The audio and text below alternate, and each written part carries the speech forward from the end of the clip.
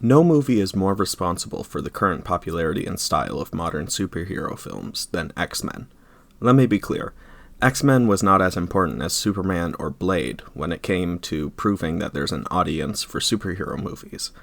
But more so than any other movie, it shaped what those superhero movies would look like, and how they would form a franchise. Unfortunately, Fox's most successful movie series is not necessarily the greatest series when it comes to representation. No surprise there, given the series has only had white directors.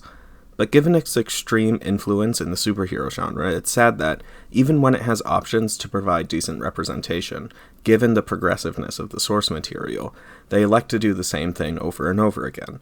That is, to cast the lightest-skinned actors to play characters of color. Let me make it clear that the X-Men film series did not invent colorism, obviously. But its trend is noticeable enough, and the films are influential and lucrative enough, that I found it worth addressing this series by itself. Admittedly, colorism is a serious thing to accuse creators of, so do I have proof to support this claim? Well, Aurora Monroe, the dark-skinned daughter of a Kenyan woman and an African-American man, is portrayed in the original timeline by comparatively light-skinned biracial actress Halle Berry, and in the new timeline by comparatively light-skinned biracial actress Alexandra Shipp.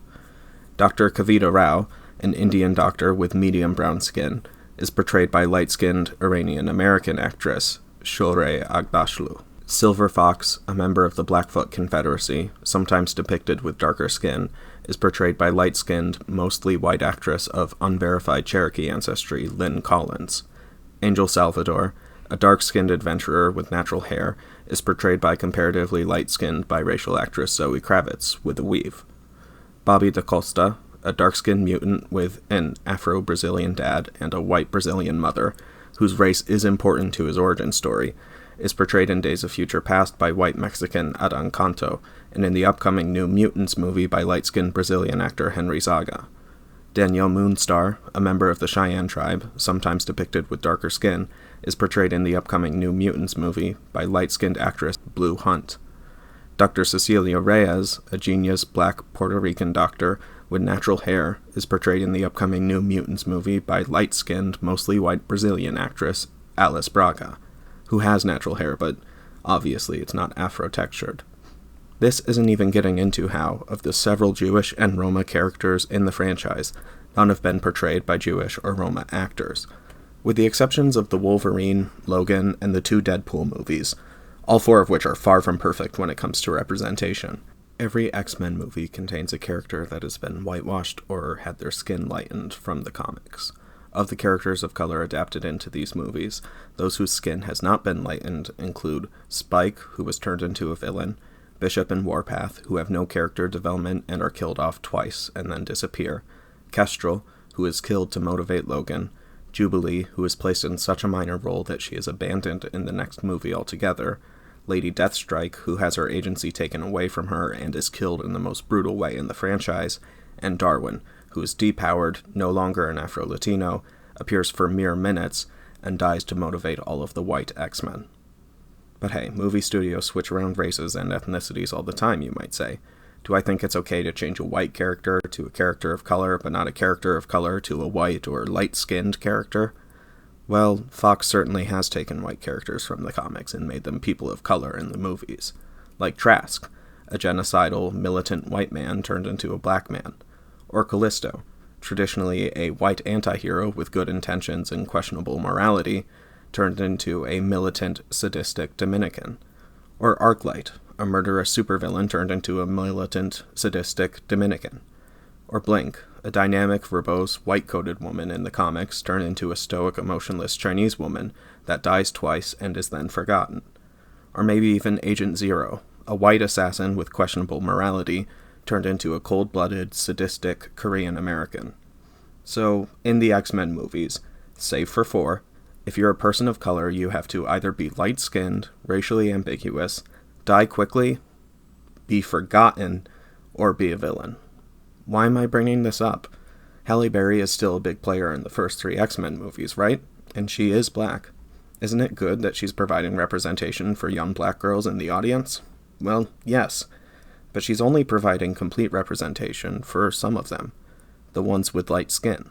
and it'd be nice to think that everybody that is black can see positive representation in black characters, but that isn't necessarily the case.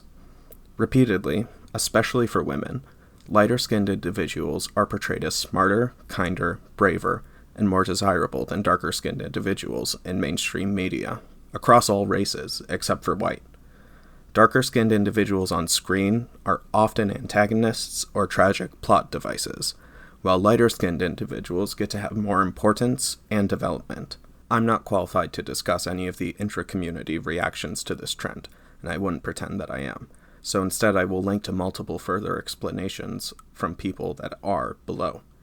But I will, however, speak on the role that white casting directors and film producers play in this, as, in the case of the X-Men movies, it's all white people, repeatedly, that see dark-skinned women in the source material and elect to cast the lightest-skinned actors, and especially actresses, and especially black actresses.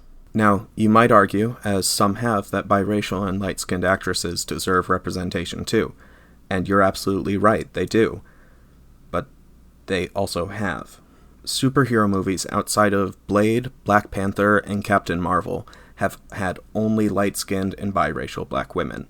Save antagonists and extremely minor characters, the woman with the darkest skin in a superhero movie outside of those three movies is probably Kerry Washington in Fantastic Four. While she doesn't have the lightest skin in Hollywood, it's hard to say that's representative of all black women. Furthermore, the upcoming Birds of Prey movie casting call specifically requested a biracial actress for Black Canary. That movie isn't out yet, so there may be a reason for this choice. Maybe Dinah Drake is going to be a black woman with a large role, and it'll be a big deal that she marries a white man. Who knows? But as is, they specifically asked for a black woman that's not too black. Also, Huntress in the comics is now biracial, and they elected to cast a white woman for that role, so what the heck. And I don't dislike Halle Berry as an actress, but when there's already so little representation for dark-skinned women in media, to lighten one of the few roles that has good reason, canonically, to be dark just seems cruel. Disney is rebooting the X-Men, supposedly. So here's hoping that the next storm won't follow this unfortunately common trend.